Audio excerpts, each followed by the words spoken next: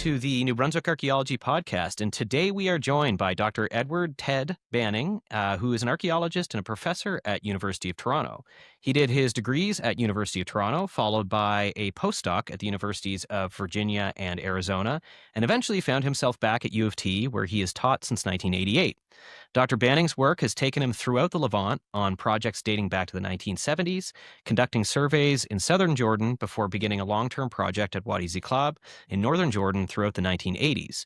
Dr. Banning specializes in landscape archaeology and studying the ways that the spatial organization of the built environment, in conjunction with the spatial distributions of other aspects of material culture, can inform us about changes in prehistoric and early historic social systems.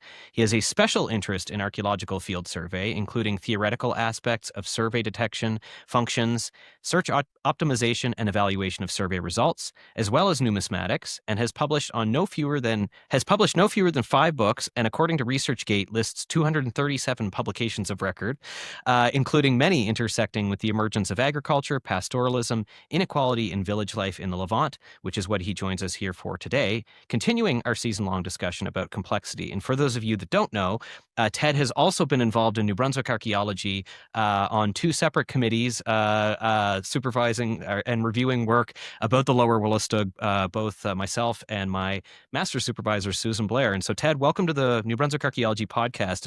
And before we get going, I have to say you're also the first person that we've interviewed that has a Wikipedia page. So that's pretty impressive. Yeah, welcome to the show, Ted. Well, thank you for that intro, Ken. And nice to meet you, Gabe. Nice to meet you, Ted. I appreciate you coming on. Maybe to start off, we're gonna do that thing podcasts do when they say for the listener, but really what it also means is to catch Ken and I up so that our questions will seem hopefully a little bit more informed. But can we do a little bit of geography and timing? What is the Levant, and where is it, and how does this all relate to the Fertile Crescent? And then what is the timing of the pre-pottery Neolithic and the Neolithic, and why do we add letters to the pre-pottery Neolithic A, B, and C? Okay. That's a lot, but I'll try to get through that. First of all, the Levant is kind of corresponds to the eastern end of the Mediterranean Sea, extending inland for, 200-300 kilometers maybe. So it includes parts of what is now southern Turkey, western Syria, all of Lebanon, all of Israel and the West Bank, and at least the western half of Jordan, maybe a bit more, and arguably also a little bit of the northwestern part of Saudi Arabia. So it's just kind of a traditional name that's been around for a few hundred years, and it's kind of a handy term for us archaeologists who are interested in that part of the world. So you don't have to list off all those countries, for one thing. And as far as how it relates to the Fertile Crescent, one way to think of it is it's kind of the western arm of the Fertile Crescent. If you view the Fertile Crescent as being kind of an arc, then the eastern part of the arc is Mesopotamia and the mountains of western Iran, and the northern part goes into Turkey, and then the western arm is the Levant. As far as the time categories go, and you have to keep in mind these time categories are, artificial constructs by archaeologists. They're kind of a useful shorthand, but, you don't want to take the dates too seriously. We have an approximate idea of what they date to, but depending on where exactly you are, the dates are going to vary. A lot of these events that we're talking about happened a bit earlier in the northern part of the Levant than they did in the southern part of the Levant, for example. But in rough terms, the Neolithic follows on what we call the Epi-Paleolithic, which is really just the last gasp of the Paleolithic, and that ends around 10,000 BCE. And when you get a transition into the pre-pottery Neolithic A, or PPNA, around 10,000 BCE, and that continues until around, in ballpark figures, 8,800 BCE, when it transitions into the pre-pottery Neolithic B, which itself has at least 3 subdivisions, early, middle, and late.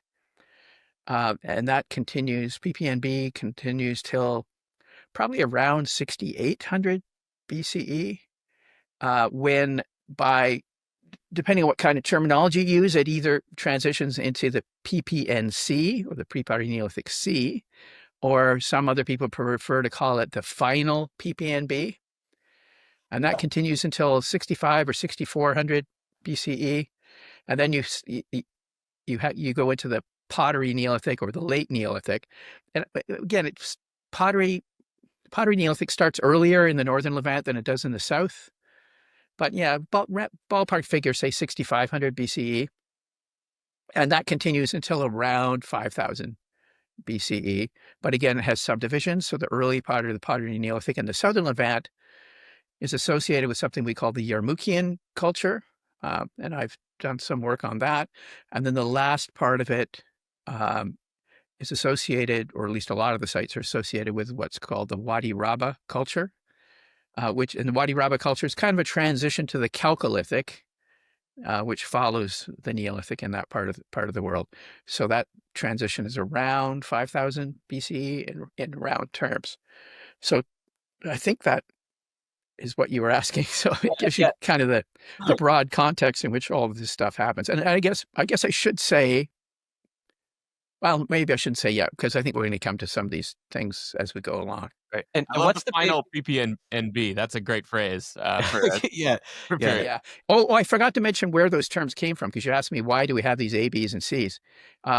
It has to do with it. Really, that terminology goes back to a very famous archaeologist. She was the excavator of the site of Jericho in what nowadays is the West Bank. Her name is Dame Kathleen Kenyon, a British archaeologist. And she, when she was excavating at Jericho, she got down really deep and she found some very important Neolithic deposits. And the upper part of the Neolithic she called pre-pottery. The upper part of the Neolithic that didn't have pottery in it, she called pre-pottery Neolithic B, and the lower part she called pre-pottery Neolithic A.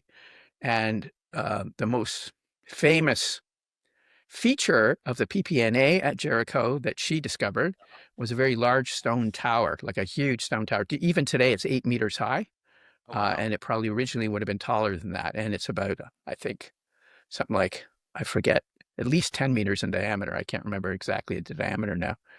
So it's a huge stone structure with a stairway inside it. Oh. That is almost 10,000 years old.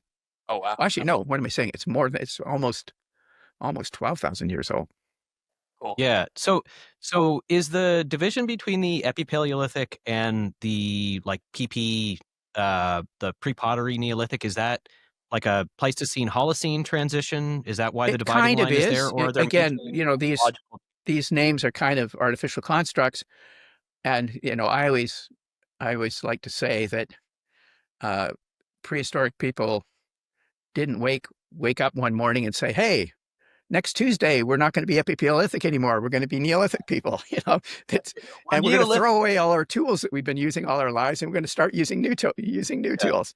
So, presumably all these things were really gradual transitions where new kinds of tools being introduced and becoming more popular, and eventually old kinds of tools being phased out.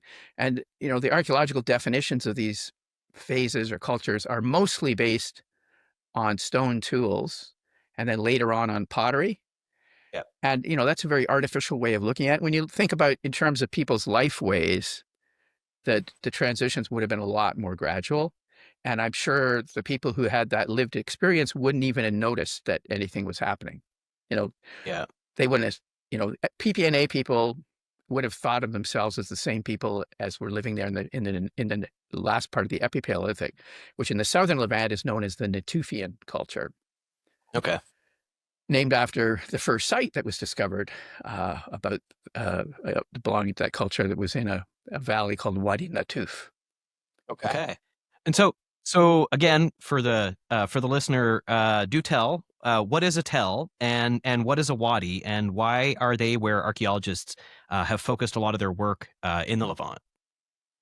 Okay, since I just mentioned Wadi Natuf, I'll deal with that wadi first. Wadi more or less just means valley. But in the Near Eastern context or the Middle Eastern context, more specifically, what those typically are, a wadi is typically a valley in which much of the stream, so it is a valley that would have a river or a stream in it. And that stream flows quite profusely in the winter and the spring, but in the summer, most of it's dried up. So the upper parts of the wadi, the stream is gone. You just have basically, it's like gravel stream bed that frankly we archaeologists use as roads. When we're doing survey and stuff, we drive on those because it's basically like a road. But if you went there in the wintertime, it would be like 1 meter or 2 meters deep in rushing water, looking like the Colorado River or something like that. It's quite a substantial stream. The lower parts of those wadis quite often have permanent water in them because they're fed by springs. Okay. But the smaller ones, if they don't have springs, they might be completely dry in the summertime. But most of the wadis that I'm familiar with have water in them all year round, but only in the lower part of the wadi, which in my case is close to the Jordan Valley. So I've tended most of my career to focus on valleys that drain into the Jordan Valley.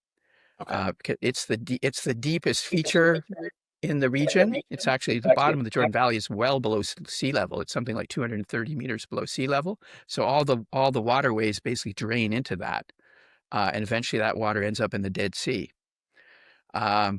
So those wadis tend to have permanent water at their western ends if you're in Jordan, where I've been working, or in their eastern ends if you're working from the Israeli Palestinian side. And then as to tells. Tell is just it's actually in both Hebrew and Arabic, tell just means hill. But when archaeologists use the term tell, we're specifically talking about a particular kind of hill that is built up from cultural deposits.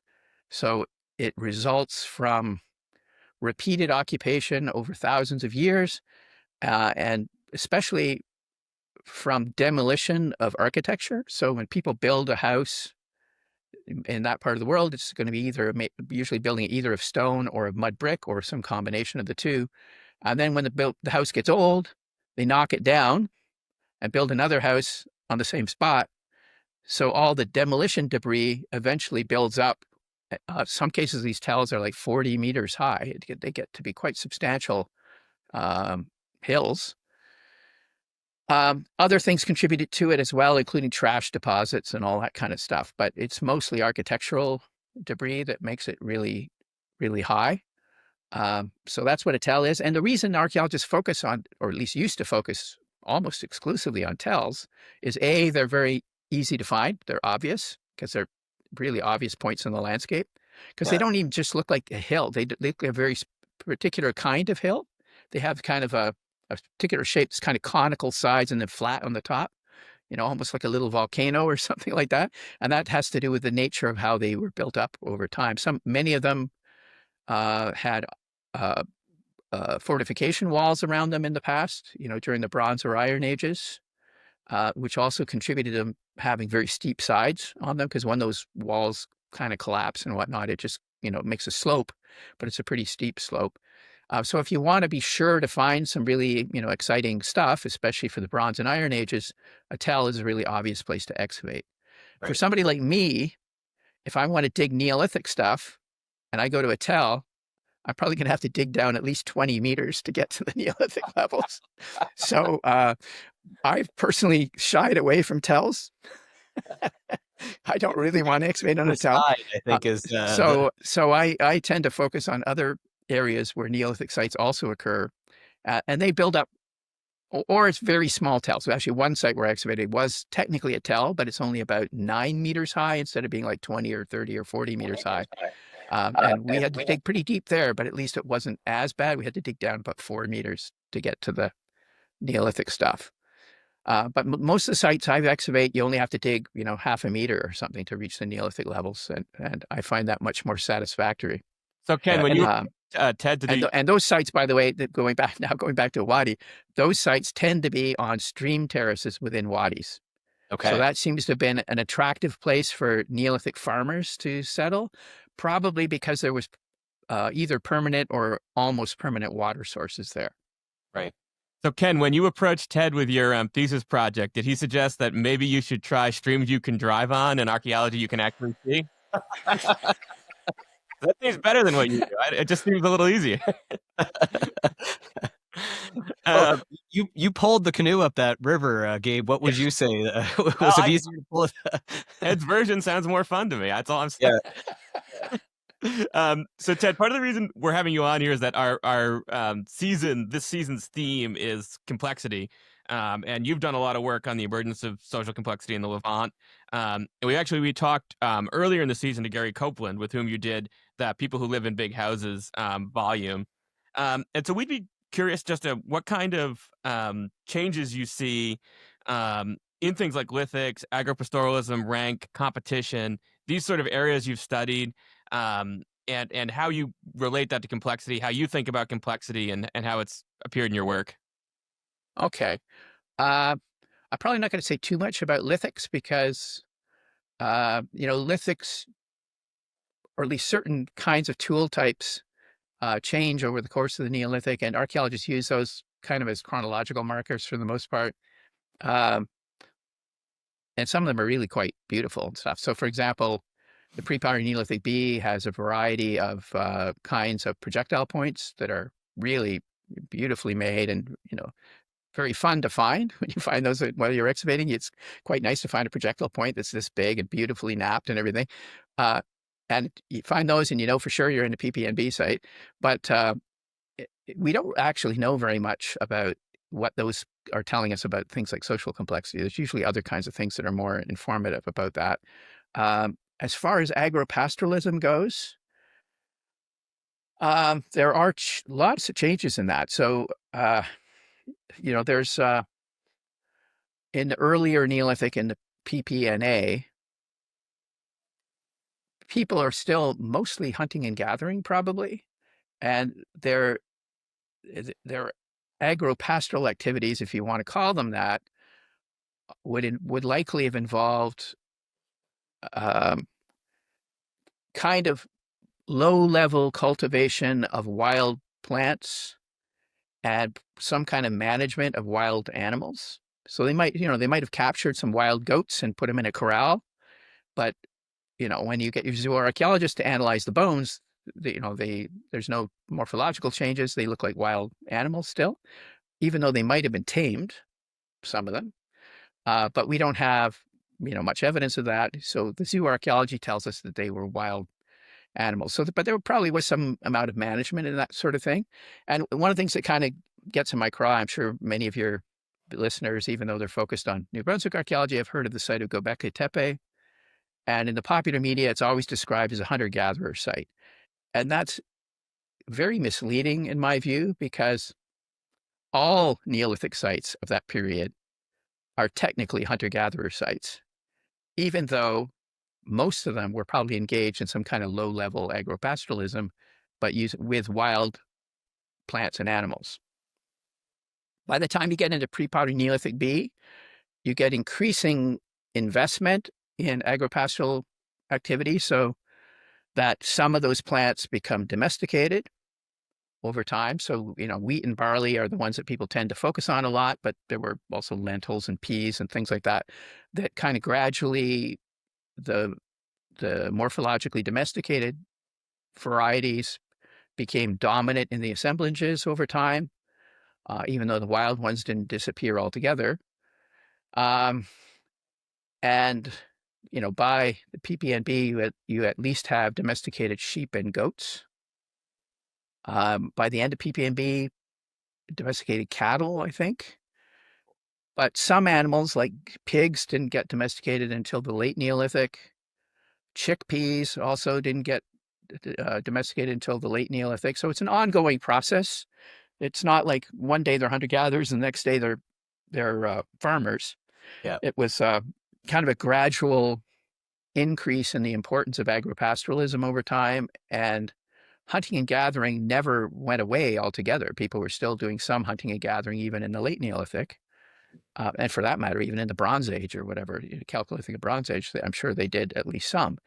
But their subsistence by that time would have been based almost entirely on agropastoralism, and By the time you get to the Iron Age, hunting is a sport essentially, right? People would engage in hunting for prestige and that sort of thing, but not so much as because they needed it for food. Although I'm sure they did some hunting for food as well. So where am I going with this? Oh yeah, in terms of social changes over the course of the Neolithic, it's very hard to be very sure about that. In fact, one of the things that has always struck me is how little we really know about social stuff about the Neolithic, even after all these years of doing research on it.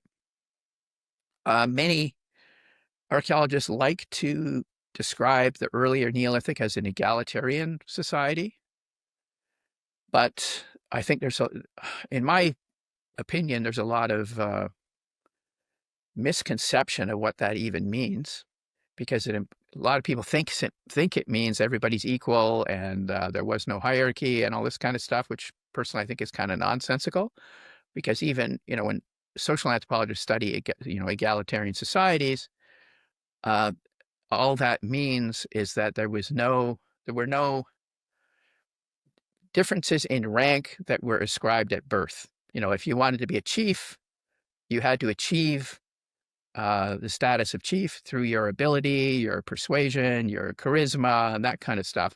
But I'm sure there were lots of different statuses in even the early Neolithic. Like we have some evidence that there might have been shamans or even witches. There presumably must have been some kind of leadership structure, but it, quite likely was a fairly merit-based leadership structure. Yeah. So a little and in most egalitarian societies, if you don't like what the leader's doing, you just leave and go somewhere else, right? So some yeah, families sort of probably just would move away somewhere if they didn't like what was going on. By the Chalcolithic, which immediately follows the Neolithic, we have some indications that there might have been more, more hierarchical structures in that some of the artifacts we find look like they are symbols of rank. okay. For example, we find both stone and copper mace heads. So, think about it. Even today, one of the symbols of a king or a queen is they have a mace. But, originally a mace is a weapon used to bash somebody over the head. But it seems that it was likely, even early on, also a symbol of status. And we find those stone ones quite a lot. So probably even at a local level, the local, mayor or whatever you want to call them, probably walked around carrying one of these maces. But in some cases of really elevated status, we know there were copper maces in the Chalcolithic. Copper would have been a very rare material, very expensive, if you will. And there was a very famous hoard of copper objects that included, I forget how many, but something like 80 or 90 copper maces in that hoard, as well as a couple of copper crowns even, or at least what looked like crowns. So it seems that by the Chalcolithic, you probably had a much more rigid hierarchy going on. And what we don't really know very much about is how we got to that from the Neolithic, because we don't see a lot of evidence for very structured hierarchy in the Neolithic. Doesn't mean there was none, because it could be that some of the material culture that might have signaled that might have been imperishable materials, for example, that we don't find. But we don't see a lot of variation in things. Well, in fact, we don't find anything that you really think of as wealth, let alone variations in wealth or status items. We don't usually get grave goods in the Neolithic. So, it's You very see hard to see differentiation in stuff like what's really going on in terms of social changes over the course of the Neolithic. I'm sure there were lots of changes, but they're very hard to identify with the kind of evidence we tend to get. do you see differentiation in things like house floor size or like the stuff that might indicate one of these aggrandizers or these sort of charismatic individuals Yeah, maybe accumulated a little bit more than others? yeah, that's a good question, and probably that question partly originates in that book that Gary and I edited. You're probably thinking about that because we talked a lot about bigger than average houses in that book, and you do find a certain amount of that. So in the Neolithic, most houses are approximately equal size, and you don't often find ones that are bigger or nicer or more elaborate than others. But that's not universally true. It's true, I think, of most sites. But there is some variation. So, for example, one very famous Neolithic site is Çatalhöyük in Turkey, where many of the houses are very elaborate inside. They have, wall paintings and cattle horns sticking out of the walls and this kind of stuff. And many years ago, when those were first discovered, it was thought that the fancy ones were shrines and the kind of crappy ones were just ordinary houses. We now know there's a continuum and there's no sharp division, and that most likely they're all houses. In fact, almost certainly they are all houses. We have, plenty of evidence for food production in them and that kind of stuff. Although Ian Hodder, who has directed 25 years of excavation at Çatalhöyük, he likes to call the fancier ones history houses, because he with the implication that they might have been the houses of, let's say, the head of a lineage or something like that, and they maybe conducted more than the average amount of rituals in those houses or something like that. So there's certainly some variation in houses at a site like that, although they don't vary much in size, but they do vary in elaboration. And there are, in the later Neolithic, you're more likely than in the early Neolithic to find variations in house size and elaboration. One of the sub-phases of the late Neolithic in northern Mesopotamia and the northern Levant is called the Halaf culture. And there you do sometimes find some buildings that look like they're probably houses, but they're bigger than the other ones, and sometimes have fancier stuff in them, like really nice pottery and things like obsidian mirrors and that kind of stuff that might indicate some high status. But most Neolithic sites, you don't get a great deal of variation. In the pre-pottery Neolithic B, you get almost no variation. You do get the occasional house that's bigger than the others, but otherwise looks exactly the same. And one reason that those don't get as much attention as evidence for variation in household status is that when archaeologists find those bigger ones, they sometimes decide that it's a temple. Okay. This is one of the things that I've criticized a lot myself, is that Ceremonial. yeah, they just say the bigger one must be a temple. It's like, come on, guys. This is like what archaeologists are constantly accused of, thinking that everything that they can't understand must be religious or something, And when you literally look at them, they look no different than any other houses, except they're a little bit bigger, or in some cases quite a bit bigger. But I personally don't think they're temples. I think they're just houses. There are a few weird buildings in the pre-pottery Neolithic B that might be something unusual, but what exactly they are, who knows? Maybe it's religious, maybe some economic function or something. For example, at the site of Ain Ghazal, a very famous pre-pottery Neolithic B site in Jordan, the excavations found two circular structures, when all the other houses, all the houses that we find are rectangular. But there are two circular structures there that have very weird floor features and stuff, like channels under the floor and whatnot. And the director of that project, Gary Rawlson, thinks that those are some kind of shrines or something, and maybe they are. But I think it's possible that it had some kind of industrial purpose too, like a malting building or something, like a place for malting barley or something, because it has these plaster floors that are raised up and have channels underneath leading to what looks like kind of like a hearth. So I could picture them heating up the floor or something to help malt the barley or something. Anyway, who knows? We don't really know what they are, but so there are a few weird things, but in general, in the Neolithic, the houses all look pretty much the same. And are they like nuclear family houses? Like, do we have any sense of like how people were living? Like, does it change through time? And are these are obviously probably like village life, so it's not just sort of an isolated house or two. There's probably dozens of houses well, that varies as well. But in the early Neolithic, it is definitely village life. You get sites range from anywhere, these are just estimates, but from having 20 to several hundred houses, and the houses are all fairly small, like on the order of 25 to 30 square meters in size in the PPNB, and even smaller in the PPNA.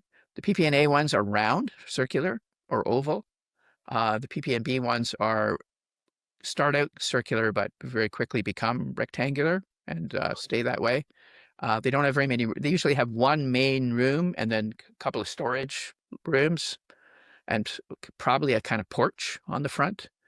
And they're, judging by their size, it looks like they're something like nuclear family units. Once you get in the pottery Neolithic, you get kind of a divergence. Small sites like the ones that I focus on usually have small, fairly crappy looking 1 or 2 room houses. But bigger villages, there's a very famous pottery Neolithic village in northern Israel called Shar HaGolan. It has large kind of courtyard groups. So each house is actually only a 2-room house, has a main living room and a storage room, but they're arranged around courtyards. And the director of that project, Yossi Garfinkel, thinks that these courtyard groups are probably extended families. And he's probably right. Certainly or not certainly, but most likely they're at least some kind of corporate group that's bigger than a nuclear family. And it's kind of plausible that each 2-room house belongs to a nuclear family, or in some cases, maybe just one person. But all the houses around a courtyard probably belong to a corporate group that is probably based on kinship. So it's most likely either a matrilineal or a patrilineal clan or something like that. So, Ted, you've used the phrase a continuum a couple of times, which I think for the listener who's really hoping this was going to be a great cram session for their finals, is that they're going to be disappointed that this wasn't a lot simpler. But one of the terms we've used here is the Neolithic Revolution, and that I think is a term that even in North America we I think frame our models in terms of that. Is the Neolithic Revolution still a kind of valid concept, or do we need to rethink that model? Yeah, that's a good question. In some way, I think Neolithic Revolution was a term that I think was coined by V. Gordon Childe. And I think it's an appropriate term if you think of it as meaning a major change in the way humans, get on in the world and interact with their environment and that sort of thing. Because there's no question that after agropastoralism became entrenched and became the main economy of these people, that their lives were kind of changed forever. They would not, it could go back to being hunter-gatherers, but it wouldn't be especially easy for them to go back to being pure hunter-gatherers. But if you want to have that mean kind of like the Russian Revolution or American Revolution or something like that, that was something that happened really rapidly, then I think it doesn't work, because it clearly was not rapid. The more we know about it, the more we understand that the full adoption of agriculture and eventually pastoralism in the Near East took at least a couple thousand years to happen. So it happened over the entirety of the Neolithic. Sometimes change was rapid, sometimes it was slower. The initial adoption of wheat, barley, lentils, peas, sheep, and goats might have been only over a couple of 100 years or something like that. But then for them to adopt more crops and more animals took thousands of years, really. And initially, as I mentioned before, growing and harvesting crops was probably only a relatively small percentage of their economy. So they were still relying quite a lot on hunting and gathering. And over time, the importance of the agro economy became more and more. But that probably would have taken at least several centuries. I think really the entirety of PPNA, agropastoralism, would have been very minor component, I think. And PPNB, so the transition from PPNA to PPNB, it might have been a little bit steeper curve, that the adoption of those things kind of took off for a bit, and then it kind of leveled off for a while. And they were very slow to adopt new domesticated animals. By the way, I should mention that I'm excluding dogs here. Dogs had already been domesticated, well before the Neolithic. But in terms of food animals, they were very slow to adopt new animals and to domesticate new animals. So initially they had sheep and goats. gradually adopted cattle, pigs quite late, and fowl was even later. I don't know when they do it. Actually, I don't even know when they domesticated fowl, but would have been probably considerably later. That's interesting. I feel like there's maybe some lessons in there about how we think about complexity and the emergence of some of this stuff as being at different tempos and using different, parts of the package that we think of all that going together. Yeah, certainly when I was a young student, we actually talked about the Neolithic package. Yeah. That was actually a term we used, Neolithic package. And the assumption behind that was that all these things were bundled together and they all kind of exploded out of the Near East and across Europe and stuff as a unit. They all went together.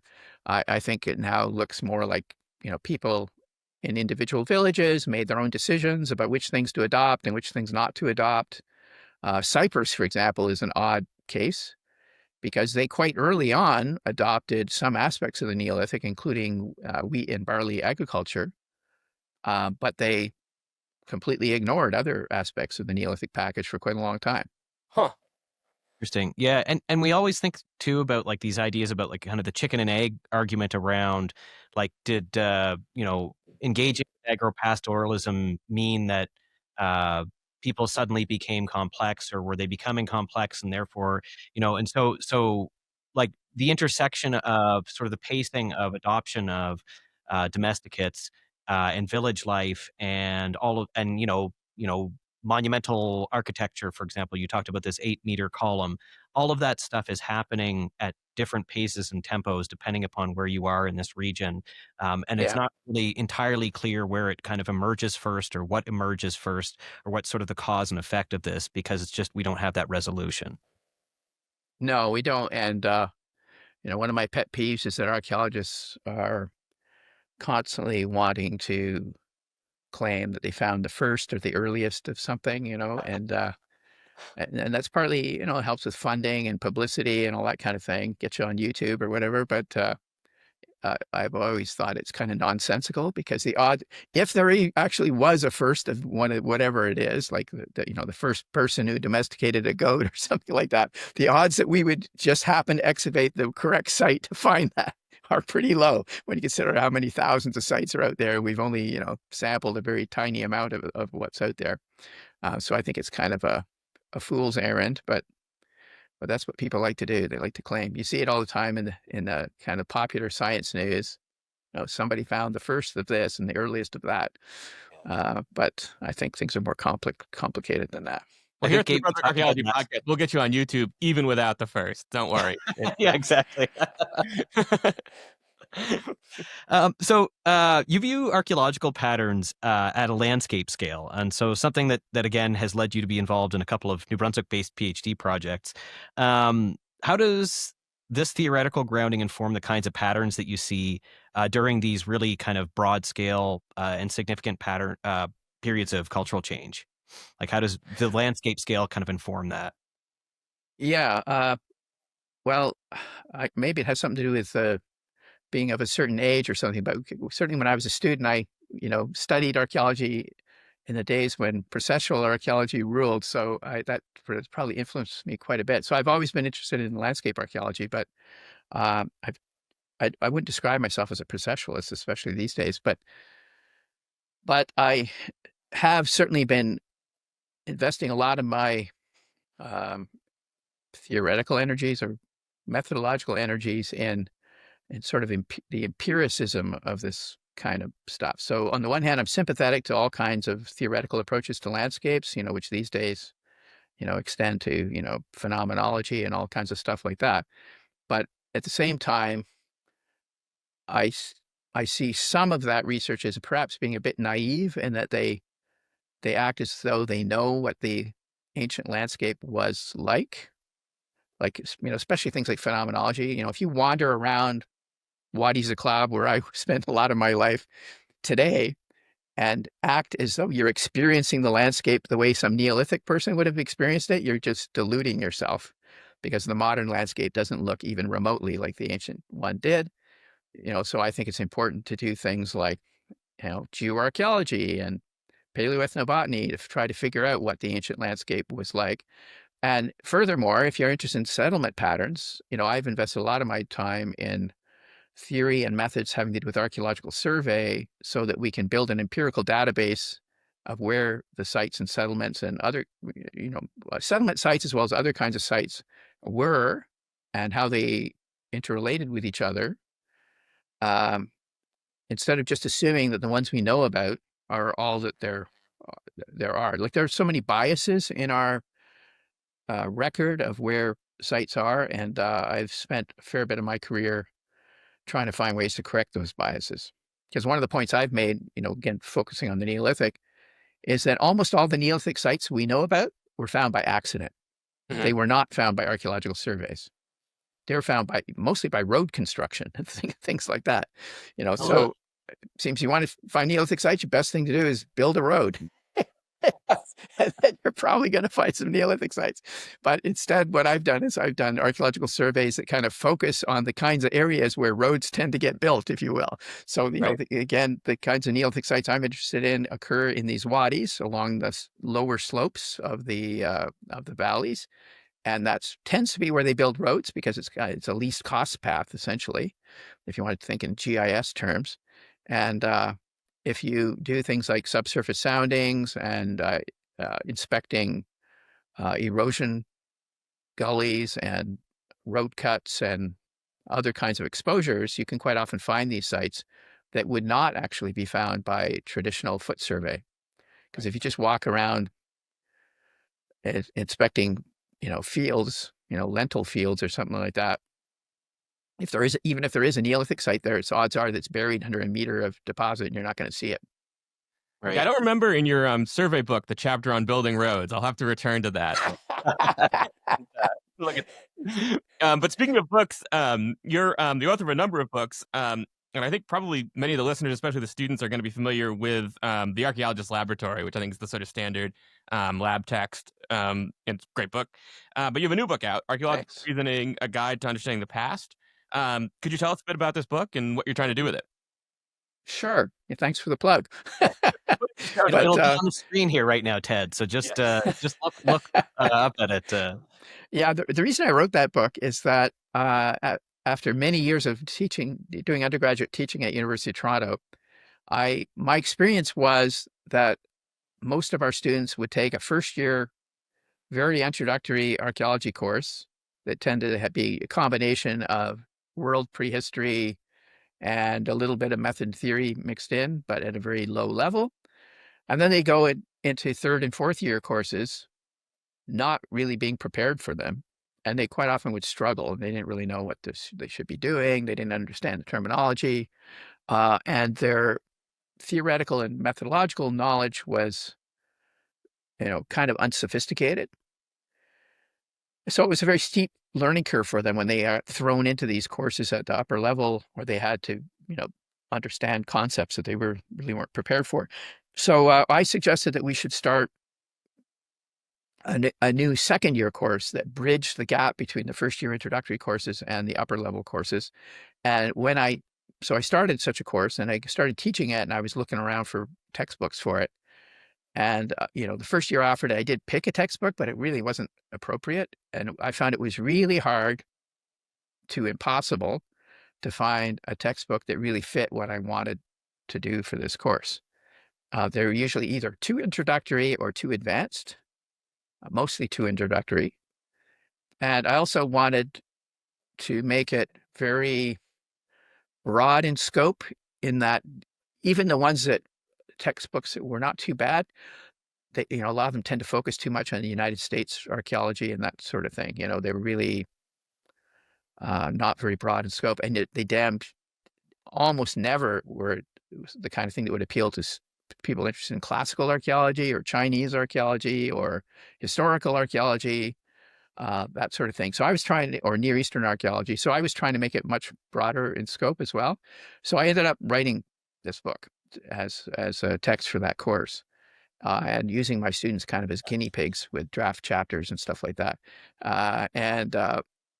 My goal was to cover not all, but about a dozen of the kind of major major research areas, I guess, in archaeology, like settlement pattern studies and economy and lithics and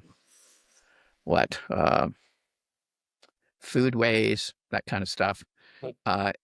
And to cover some of the substance of it, some of the method and theory involved in it at an intermediary level, and to use examples from not only around the world, but from different research traditions, I guess you'd say. So, the way classical archaeologists do archaeology is a little bit different from the way somebody doing Southwestern American archaeology would do archaeology, or somebody in New Brunswick archaeology would do it. So I tried to make sure I reflect, that the book reflected these different traditions as well. So I have each chapter also has an exercise or two, and the exercises, one of them has to do with analysis of finds from a shipwreck in the Mediterranean. I also have one that has to do with a mound in England. I have an Iroquoian village. I have a survey in Peru. I have mortuary archaeology in China, and so on as these exercises. So I was really trying to, make it broad in its appeal to students, while giving them the grounding in some of the things that they would need to know to succeed in upper level courses, without making it too difficult. So for, one of the kind of catchphrases I tended to use in that course was I wanted them to learn how to think statistically without actually doing statistics. Because that's one of the areas, like when I teach the lab course that my lab textbook is used for, the students have to do some pretty hard, pretty tough statistics in that course. Not the highest level of, I don't expect them to do multivariate analysis or whatever, but I do expect them to know how to do a systematic, stratified cluster sample of a site or whatever, which, introductory textbooks don't teach you how to do that.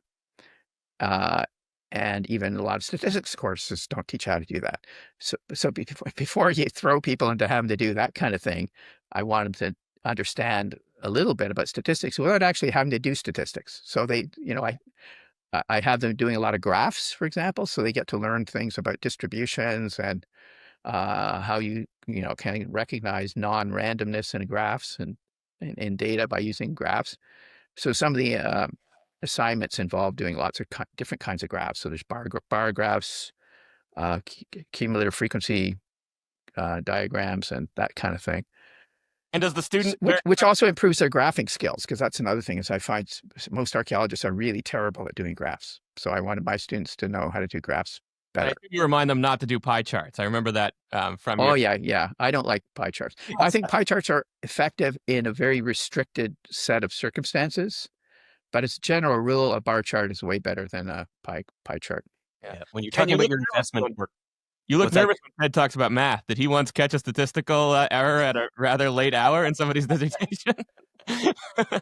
Yeah, the sweat on my brow, in that boardroom at U of T, and actually, it's like what you're talking about, sort of the bridging the gap between theory and method, and this jump from introductory courses to upper level ones. Gabe and I were just having a conversation this morning with a colleague of ours about some of the challenges that we're finding with some of our upper year classes. Is that the students seem to have this gap in their knowledge, jumping from these intro courses up to the third year ones, where I was saying I'm carving out part of a North American archaeology course to sort of talk about basic like hunter-gatherer theory, when some of that stuff should be we can shunt to other levels and kind of bring the students along in a better way. So this definitely fills an important space there. Yeah, I hope so. But just for example, just one kind of silly example. Obviously, I'm not going to ask second year students to do GIS modeling or something like that. It's not that kind of course, and it's also I would wait for them to take a GIS course in the geography department or something before I assigned anything like that. But what I do expect they should know is what is a least cost path, and why is a least cost path important, and how in general terms is that done, not I don't expect you to write code for it or anything like that, but you should know what it is and why we care about it. And you should know what a normal distribution is and why lots of archaeological distributions are normal and lots of other ones are not normal, you know. So I liked your example of absence of evidence and evidence of absence, and I'm going to quote here from the book. For example, someone might conduct an archaeological survey and find no sites of the Archaic period. It could be daring and probably imprudent to conclude from this that there were no Archaic sites in the region surveyed. And coming from the Maritimes, where there was a period of time that was called the Great Hiatus because there was an absence of Archaic sites, that's a good line note for students to pick up on early on. maybe that came out of my vague recollections of Sue Blair's thesis or I was something. going to say, I did wonder if that was a conversation with Sue. So, Yeah. It wasn't we're a conscious reference to that, but maybe it was a subconscious one. yeah. So before we go, something the listener might not know or might not find on your faculty page is that you're a numismatist, and in particular, you've been studying numismatics, so historical coins and coin collections from Euro-Canadian contexts. Can you tell us a bit about this work and what we can learn from these coins and coin collections? A little bit. We're archaeologists. If you happen to be working in a aspect of archaeology where coins are found, so for example, if you're a classical archaeologist or a medieval one, or doing archaeology in China, or doing historical archaeology in anywhere, North America or elsewhere, you will find coins quite likely, and they can be really important sources of information for archaeologists. So it's not just of interest to numismatists. It's they can provide good dating evidence, for example. In some respects, way better dating evidence than radiocarbon, because at least if you're lucky, you get coins that are dated not necessarily to a particular year, because some of them aren't, but usually they at least have very small date ranges, and you still have to take into account their time lag between when the coin was made and when it got buried in the ground. That could be, in some cases, quite a long time, but that's true of charcoal and stuff also. So they provide really good dating evidence, but they also provide really direct evidence for economy. So, a lot of our inferences about economy, we have to use really indirect methods, whereas coins can provide really direct evidence because we know they were used to pay for stuff. So it, tells us about trade. So one of the more obvious examples of that is that archaeologists find Roman coins in India. And and you never find Indian coins in Italy. And what that shows is there was a trade imbalance between the Roman Empire and the various kingdoms in India, because the Romans were buying spices and stuff like that, and they were paying for it with silver and gold coins, whereas the Indians weren't buying anything from Rome. They were just taking their silver and gold.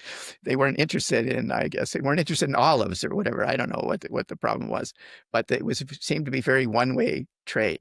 There was a lot, because the Roman Empire really liked spices and that kind of thing. So we have direct evidence for that with these coins. But my personal interest in numismatics, at least in the last 15 years or so, has been of a different sort. It's actually not very archaeological. It's more historical and biographical and sociological, I guess. I've been investigating early Canadian numismatists. So mostly in the 19th century, some early 20th century ones, and basically figuring out who they were, doing biographies, writing biographies of them. And I actually have a book, should be coming out probably in a year or so, about Wow. about 80 or 90 of these early Canadian numismatists.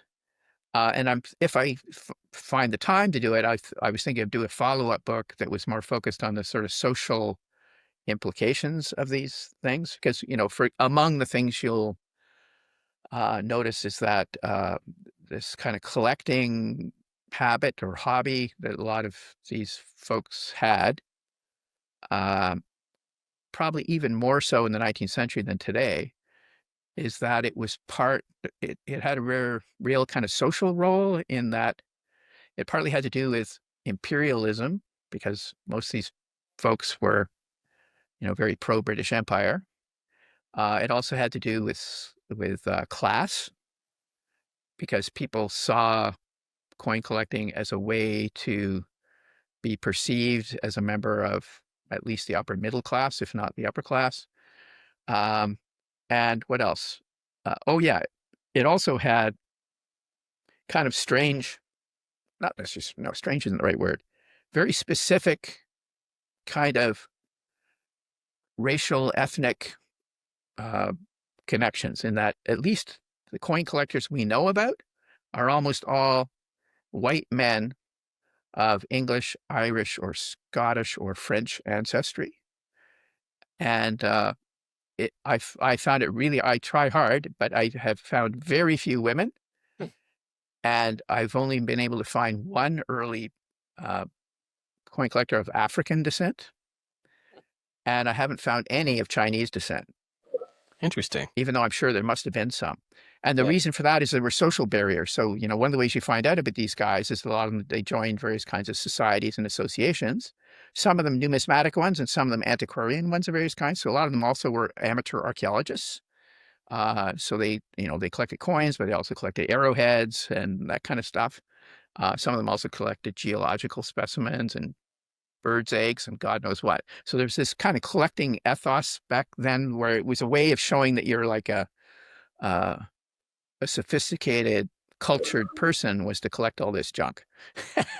And but trying to track down the ones who were not members of the predominant, most powerful social groups is tricky, because people like Black or Chinese numismatists or antiquarians would have been excluded from those groups, right? So the one Black one I was able to find, by the way, he was actually a member of some of those groups, but probably was able to do it because he corresponded by mail.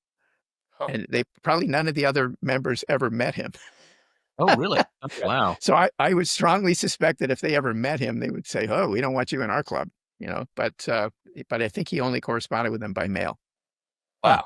So what kind are they collecting coins? Just like British imperial coins in North America? Or are they kind of collecting coins? It's a pretty diverse group, actually. Some of them collected mostly English coins. One very famous guy collected coins of English-speaking countries, so mostly the British Empire plus the United States. Some of them, especially the French ones, often collected coins of the French regime in Canada, although lots of the English and Scottish ones collected those also. Many of them collected early Canadian tokens. Like these were like trade tokens and stuff, so they weren't technically coins, but they're used as coins. But a lot of them also collected Greek or Roman coins, or both. Roman coins were very popular. Greek coins almost as popular, and then some of them also collected medieval European coins. So it was a pretty diverse group. In fact, I would say Greek, Roman, and medieval coins were probably collected more than Canadian coins were in the early stages. And Canadian coins became more popular over time, partly as it became more stuff to collect, because initially there wasn't that much. There was coins of the French regime, early Canadian tokens, and Canada didn't have any coins of its own, real coins of its own until 1858. In the case of Ontario and Quebec, from 1858 on, the province of Canada coins. The maritime provinces, New Brunswick, Nova Scotia, and Prince Edward Island, and Newfoundland had their own coinages. Oh, really? But from roughly around the same time, a little bit like New Brunswick had them a little bit earlier. I think 1830 something they started to have their own coins. So initially there weren't that many coins to collect if you wanted to collect Canadian stuff, but a lot of this. A lot of them collected American coins too, because there's a lot more to collect from the United States since the U.S. started making coins in the 1780s, and the U.S. Mint opened in the 1790s. An 1830s New Brunswick coin could be our next New Brunswick Archaeology podcast sticker. There we go. There you go. With our faces. There you go. We'll just subtly. Yeah, they had some very nice coins in New Brunswick. Great. Well, thank you so much for coming on, Ted. We really appreciate you joining to discuss this. Yeah, thanks, Ted. It was nice to see you. My pleasure. It's been fun. Yeah.